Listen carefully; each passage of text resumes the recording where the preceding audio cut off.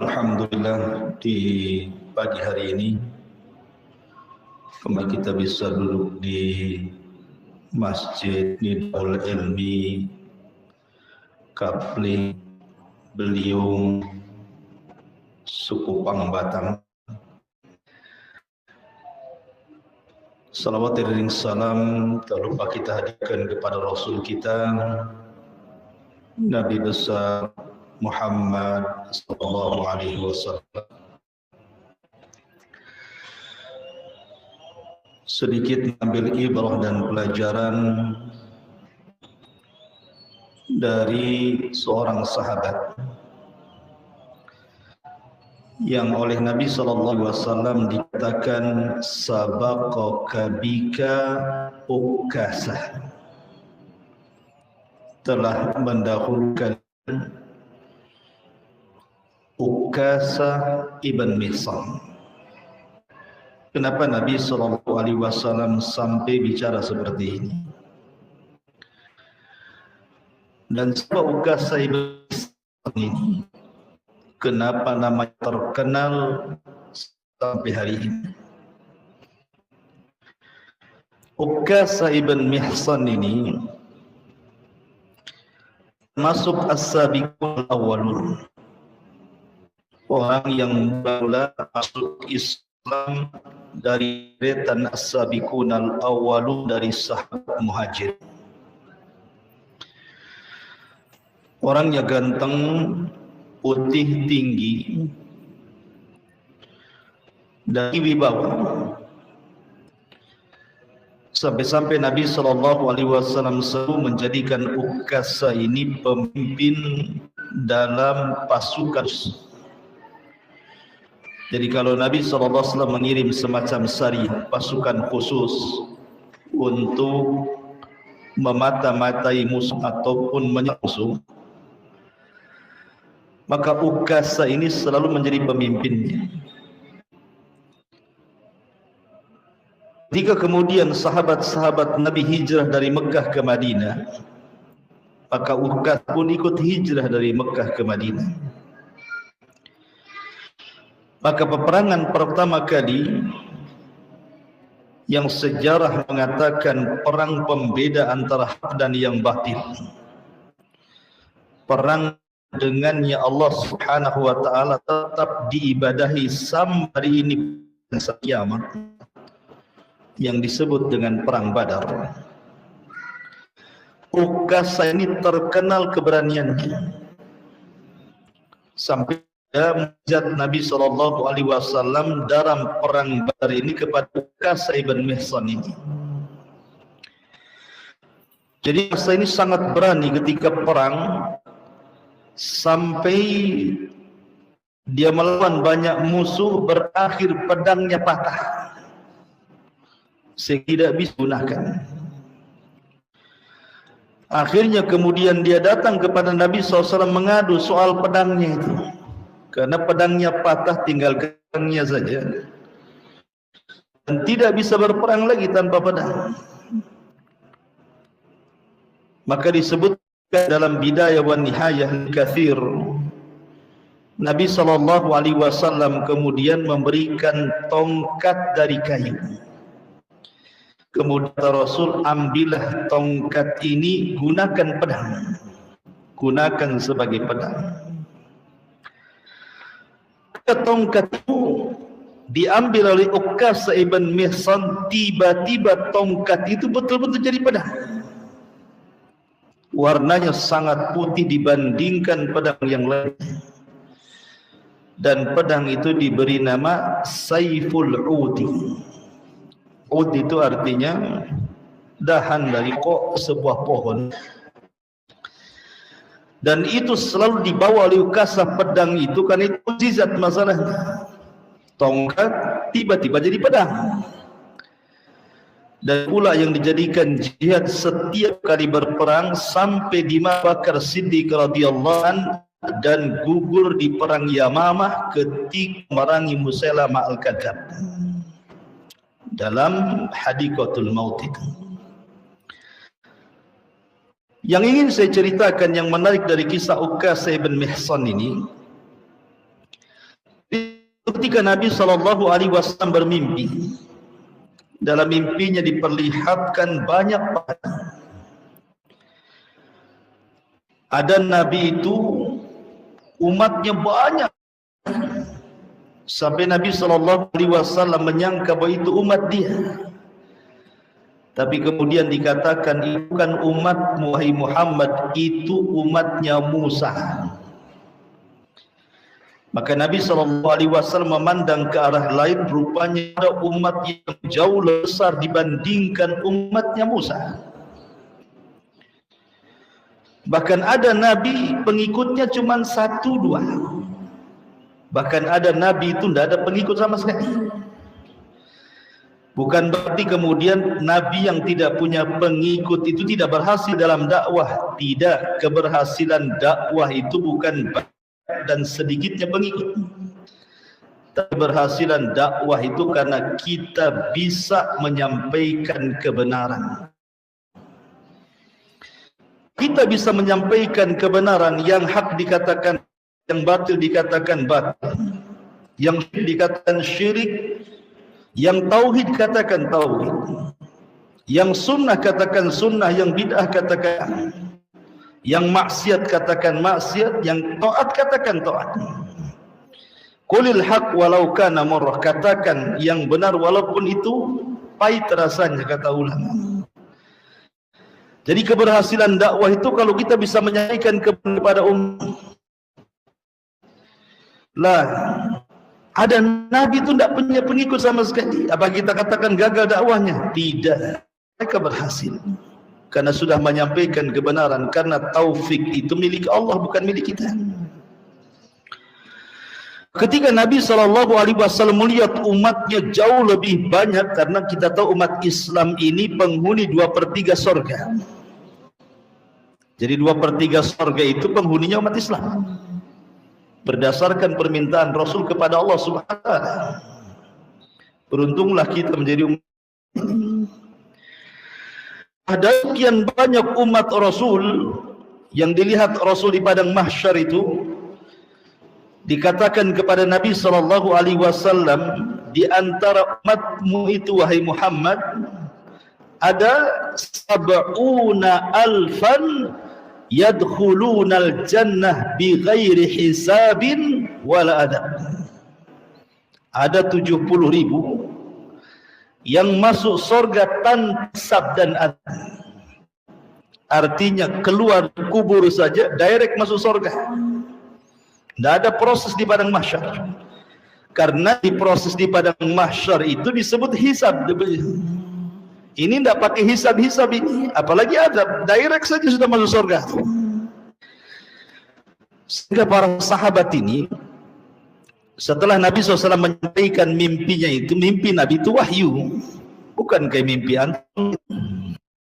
Jadi sahabat berbincang satu dengan yang lainnya, siapa 70.000 itu? Apakah kami para sahabat, ataukah putra-putra sahabat yang tidak menyekutukan Allah, kalau saja ke bumi langsung masuk Islam, ataukah siapa? Masalahnya Rasul langsung pergi itu waktu itu. Tapi ketika sahabat mulai ramai menerkan 70.000 itu, Rasul keluar. Kemudian menyampaikan siapa 70.000 itu. Rasul tidak menyebutkan orangnya, tapi Rasul menyebutkan sifat-sifatnya saja. Artinya memungkinkan para sahabat, memungkinkan juga kita. Kata Nabi SAW, siapa mereka? Alladzina la yastarqun wa la yaqawun wa la yatatayyarun wa ala rabbihim yatawakkalun. Pertama, orang yang tidak minta diruqyah. Ingat, minta diruqyah itu mengurangi tauhid. Tetapi apakah seorang yang minta diruqyah itu pada 70.000? Tidak.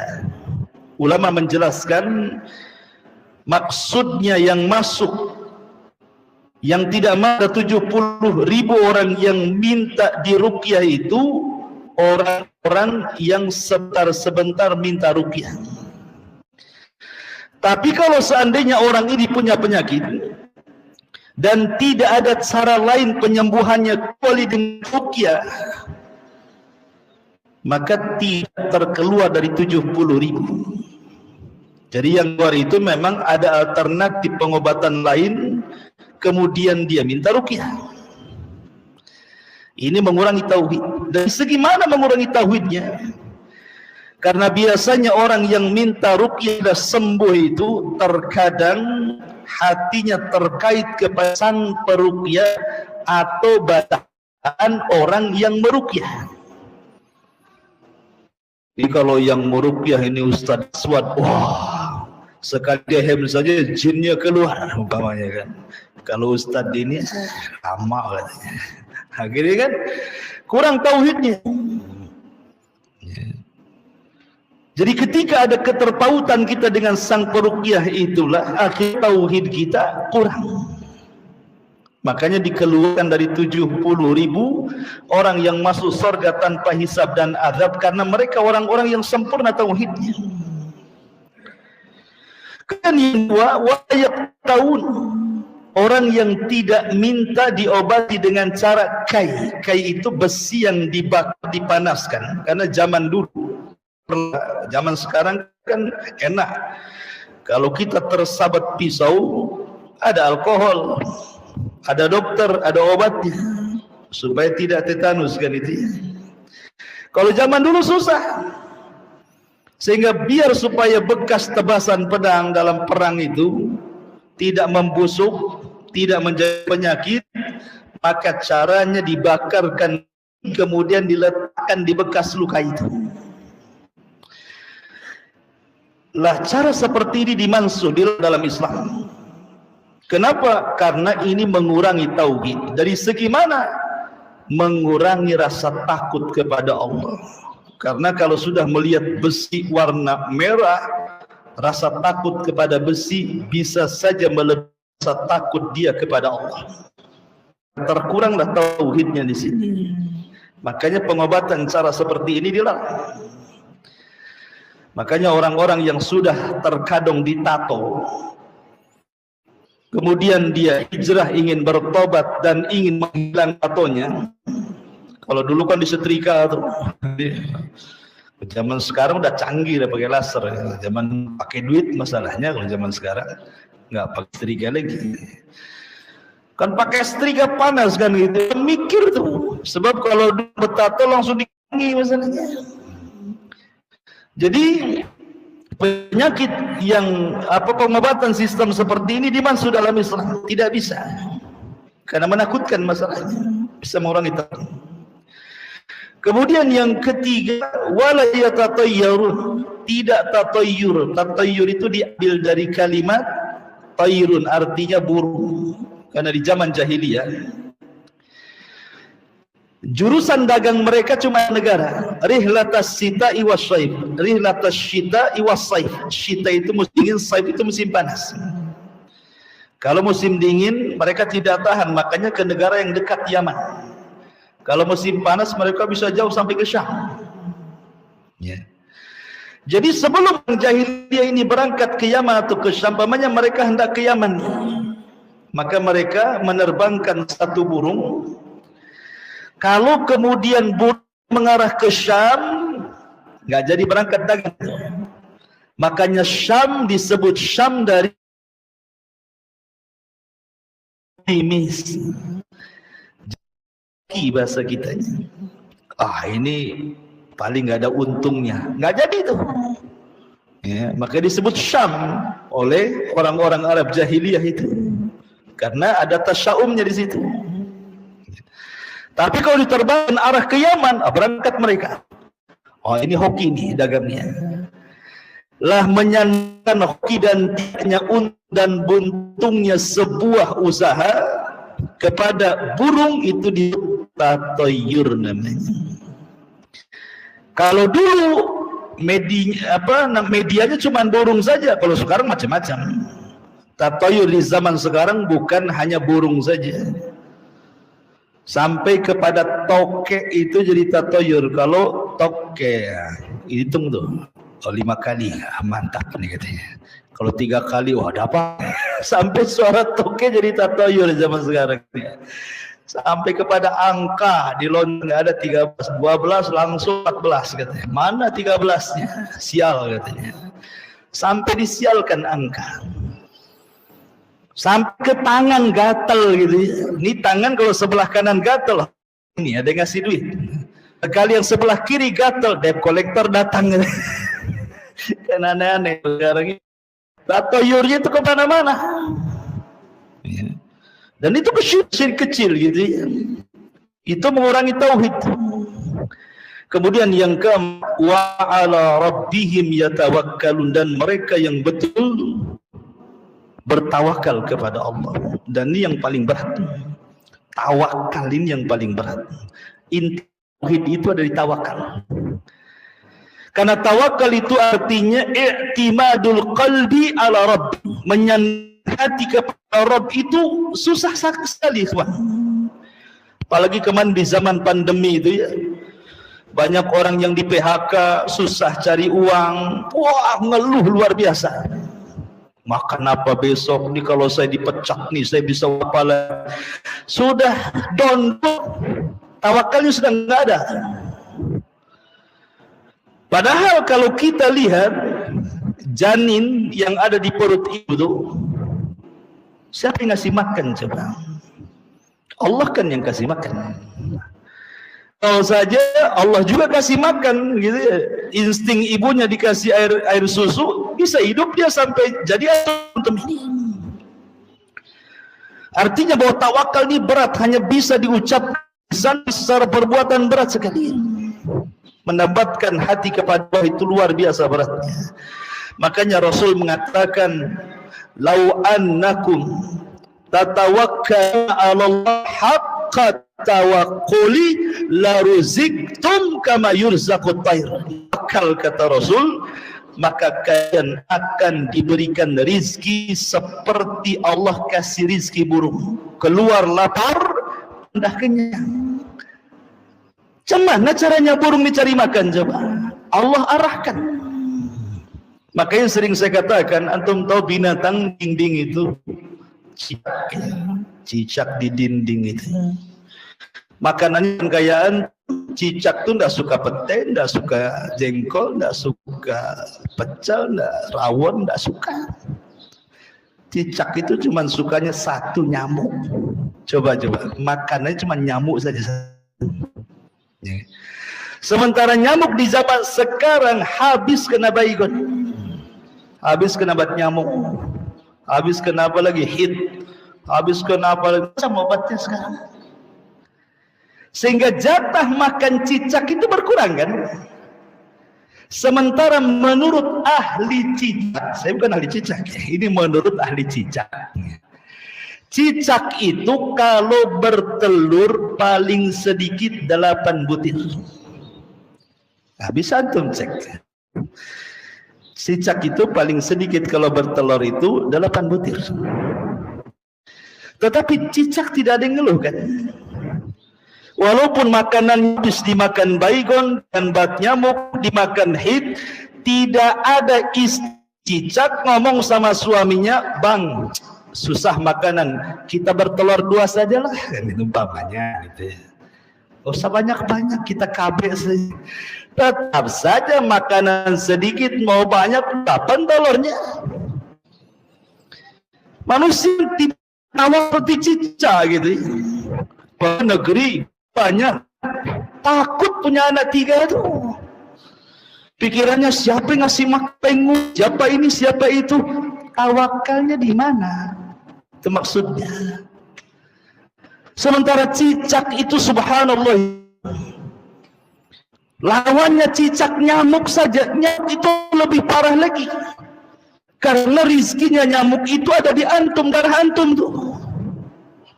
Belum nempel saja antum sudah tepak. Takut deketi antum, nunggu antum ngorok dulu, baru datang dia. Gitu. Habis nih ya, nyamuk nih kalau gigit darah nih, dia tidak bisa mengkonsumsi konsumsi makanannya sampai nempel di dinding. Kalau dia masih terbang-terbang tuh, belum jadi itu makanannya, masih ditelan. Kalau sudah nempel di dinding, baru masuk ke perut, sampai di dinding, dicicak, habis lagi. Coba bayangkan ya, ini cicak pis nyamuk saja. Kalau cerita rizki itu, subhanallah, manusia Allah mudahkan, tapi tidak ada tawakal. Makanya kenapa orang yang tidak tawakal itu dikeluarkan dari 70.000 ini.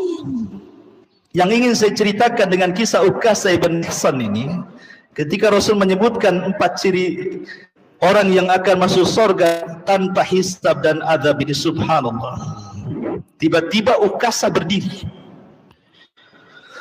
Semua sahabat memandang Ukasah. Kemudian Ukasah mengatakan, ya Rasulullah, ud'uhum, doakan aku termasuk mereka 10.000 itu. Ketika Ukasah mendapatkan izin dari Rasul, anta minhum, termasuk mereka, semua sahabat berdiri. Aku juga Rasul, aku Rasul. Kata Rasul, sabaqaka bika Ukasah. Oh, tidak bisa, Ukasah sudah mendahului kalian semuanya. Sebab itu nama Ukasah ibn Mihsan terkenal. Bukan hanya sekedar dijanjikan masuk surga, tapi lebih daripada itu, dijanjikan masuk surga tanpa hisab azab. Kata para ulama, antum kalau berdoa, jangan minta surga saja. Karena orang masuk surga itu ada yang lewat proses direct masuk surga, ada yang proses hisab masuk neraka, dikeluarkan masuk surga lagi. Jadi jangan sampai ya Allah masukkan aku ke surga. Jangan sampai di sini doanya, ya Allah masukkan aku ke surga tanpa hisab dan tanpa azab, gitu maksudnya. Sebab orang masuk surga ada yang lewat hisab dulu. Hisab itu bagian daripada azab. Maka minta masuk surga, ya Allah masukkan aku ke surga bi ghairi hisab wala azab. Lah kasih ini bukan hanya dijanjikan surga, plus dijanjikan masuk surga tanpa hisab, plus tanpa. Luar biasa Ukasah bin Mihsan ini. Baik, masyarakat muslimin yang dimuliakan subhanahu wa ta'ala. Tapi ada cerita yang masyhur di kalangan para ulama tentang Ukasah ini, tetapi setelah diteliti sanadnya memang diperbincangkan para ulama. Dhaif, tidak jelas kisahnya, tapi masyhur, saya ceritakan. Ketika Nabi SAW di puncak sukses pimpinannya, Mekah sudah dikuasai, Madinah sudah dikuasai, orang Arab sudah masuk Islam di mana, Islam sudah di atas jaya-jayanya. Tiba Rasul ketika sakit, menjelang wafatnya, dia tegas mimbar. Dan itu khutbah terakhir. Kata Nabi SAW, man kuntu syatamtu irban falyaqtassa minni, hadza irdi falyaqtassa minni. Barang siapa yang dulu ku caci maki kehormatan, nikmatan ku caci. Wa man kuntu darabtu dhahran fahadha dhahri falyaqtas minni. Barang siapa yang dulu pernah kupukul punggungnya, ini punggungku, silahkan pukul sekarang. Wa man kuntu akhadtu malan hadha mali falyakhudh minhu. Kalau dulu pernah aku ambil hartanya, nih aku ambil sekarang. Lafaz ini benar.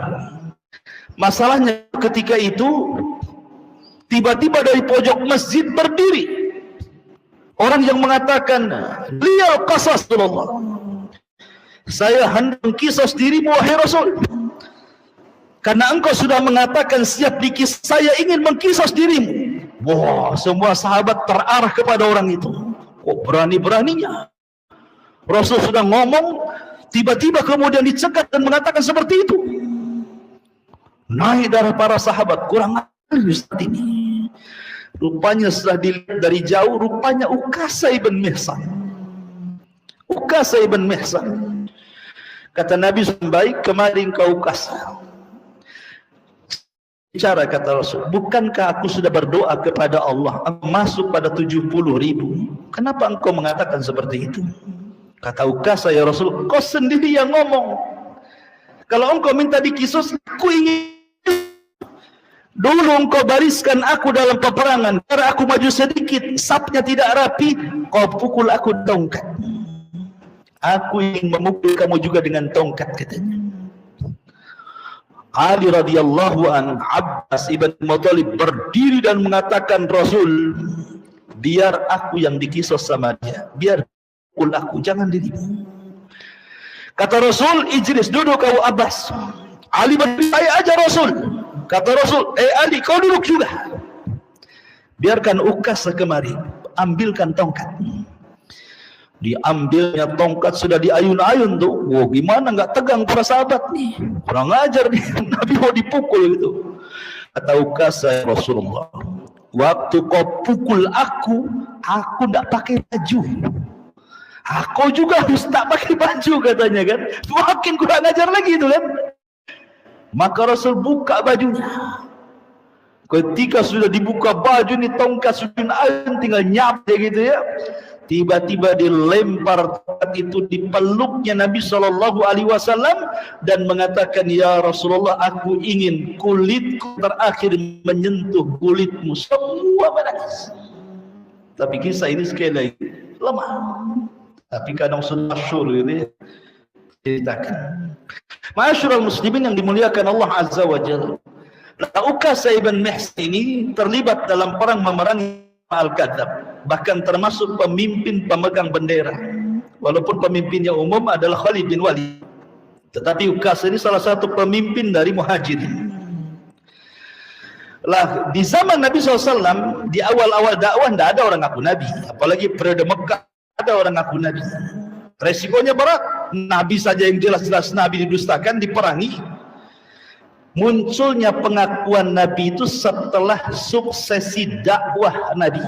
Sudah semua masuk Islam, Nabi sudah punya kedudukan, semua menghormati Nabi, enak juga jadi Nabi, gitu bahasanya. Maka di akhir hayat Rasul muncullah nabi-nabi palsu itu. Kepengen dihormati seperti Nabi SAW. Muncullah Tulaihah ibn Khuwailid, muncullah Sajah bintul Haris, muncullah Musailamah al-Kadzab. Ada 4, yang satunya lupa. Maka perempuan namanya Sajah bintul Haris, itu perempuan ngaku di zaman Nabi. Pernah kawin sama Musailamah al-Kadzab, nabi palsu kawin dengan nabi palsu tuh. Cocok kan gitu ya. Musailamah nikahi bintul Haris tuh. Sesama nabi palsu saling menikah. Tapi Allah takdirkan saja tobat, kemudian baik Islamnya. Termasuk Tulaiha juga. Tulaiha ini tobat. Tobat kemudian baru masuk Islam. Tidak tobat itu 2. Al-Aswad Asi dari Yaman tidak tobat sampai mati. Dan Musailamah al-Kadzab tidak tobat. Tapi dari 4 di akhir-akhir kehidupan Rasul yang ngaku Nabi itu yang paling baik Musailamah al-Kadzab. Kenapa? Karena dia didukung oleh kalahnya Yamamah. Yamamah itu tahu Nabi itu Nabi benar, Musailamah itu Nabi palsu. Tapi karena hamiah jahiliyah, kesukuan, nggak peduli mereka. Kalau ucapan dari kabilah kami walaupun dusta kami dukung, tapi ucapan mereka walaupun benar kami dustakan, katanya. Itu saking fanatiknya. Makanya fanatik kabilah itu bahaya. Ya. Apalagi di zaman itu banyak murtad. Pasukan Abu Bakar ini tidak banyak. Kenapa? Karena pasukan Umar bin Zaid yang disediakan sebelum wafat tidak digunakan Abu Bakar sekali karena ikatkan memerangi orang Romawi. Jadi memang Abu Bakar Siddiq luar biasa dengan tentara yang sisa tentara bukan pilihan.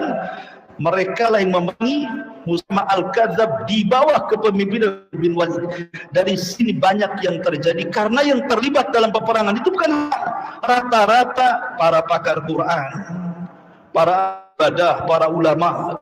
Makanya banyak meninggal. Ya, dari sini sebab pembukuan Al-Quran dari lemah. Karena banyaknya para hufad meninggal, maka Umar kemudian meminta kepada Abu Bakar agar mushaf dijadikan dan dibukukan. Baru Abu Bakar pun bukukan disebabkan perang Yamamah. Banyaknya orang yang meninggal para hufad itu. Lah, Ukasah radhiyallahu an gugur perang ini. Syahid. Ya. Ukasah Ihsan radhiyallahu anhu. Wallahu a'lam bishawab. Mudah-mudahan manfaatnya. Subhanallah bihamdika asyhadu an la ilaha illa anta astaghfiruka wa atubu ilaik. Allahu ta'ala. Assalamualaikum warahmatullahi wabarakatuh.